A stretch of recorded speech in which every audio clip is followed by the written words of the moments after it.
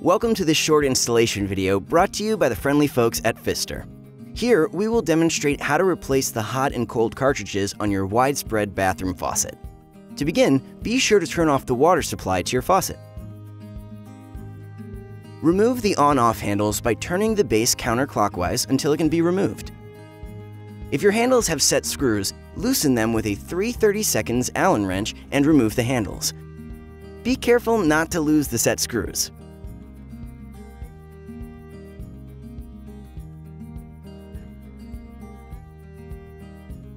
Use a pair of pliers to grab the retainer nut and turn it counterclockwise until it can be loosened by hand. Remove the retainer nut. Remove the existing cartridge by pulling straight up from the body. You may need to wiggle it a bit to unseat it. Once removed, be sure to look inside the cavity and inspect for any pieces that may have broken off. If your existing cartridge is the older style, like this, without a white, red, or blue shroud, be sure to remove the white piece from the new cartridge before placing it into the body.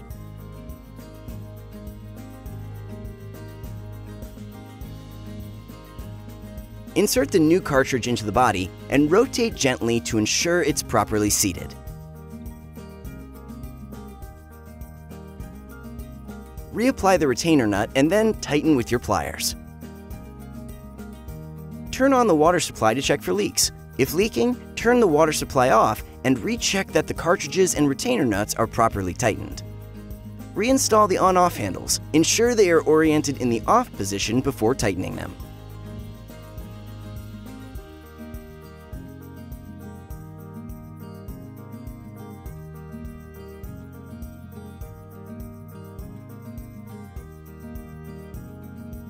Test your faucet to ensure all components are working properly.